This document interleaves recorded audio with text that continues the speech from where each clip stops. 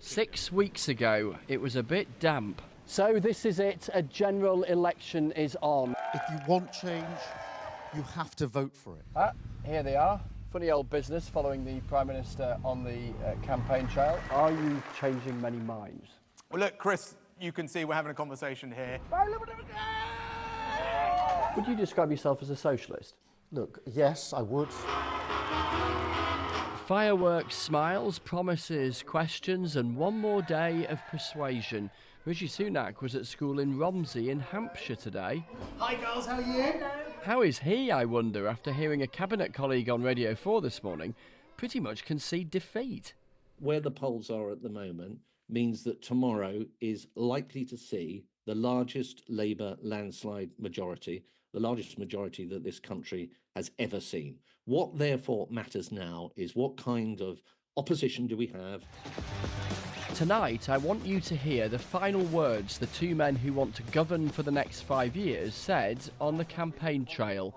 First, the Prime Minister. I say it again, we have 24 hours left. We do not surrender to Labour. We will fight for every vote. We will fight for our values, and we will fight for our vision of Britain. His wife, then his mum and dad joined him on stage, a sense of a resigned pride in the air. Keir Starmer. The Labour leader was in East Kilbride, south of Glasgow, this afternoon. He'd been near Wickland in Carmarthenshire this morning. Tonight, he flew to Redditch in the West Midlands. Note the exuberance here as you listen to Sir Keir Starmer's final pitch. Imagine a Britain moving forward together with a Labour government. That is what we're fighting for. Let's continue that fight. If you want change, you have to vote for it. Vote Labour tomorrow.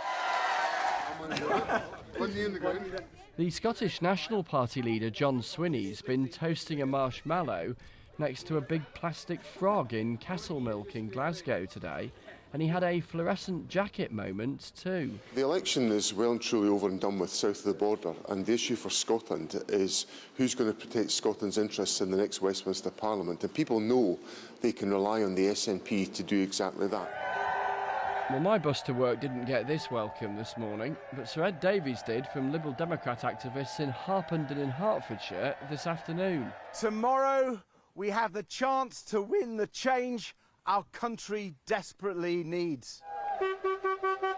Yellow bus in, pink car out. Zany capers over and out for the Lib Dems. Nigel Farage from Reform UK has been at a boxing club and was asked how he thought his party would do. It's very tough to call what's going to happen. The thing we can't measure, and the polls can't measure, is the youth vote. You know, are all these people online, the millions of them who've been very supportive, are they actually going to go and vote? I don't know. The Green Party of England and Wales is hoping it's heading towards gains. The level of support has been phenomenal. I've been stopped in the street repeatedly by people asking for a selfie or even for a hug. It's my pleasure to be here, seeing you off. And the leader of Plaid Cymru, which would like to see an independent Wales, did a pep talk in a drizzly car park near Ammanford. If it wasn't for Plaid Cymru and us using the platforms that we have, there wouldn't have been a mention of Wales during this campaign at all, and people can see that. And here's a mention of Northern Ireland too, where a panoply of parties contest seats in races that feel very different from elsewhere in the UK. So, this is it. It's over to you to sketch how this place will look, feel, sound and decide for the next 5 years to come. And, ultimately, who will live here? Chris Mason, BBC News, Westminster.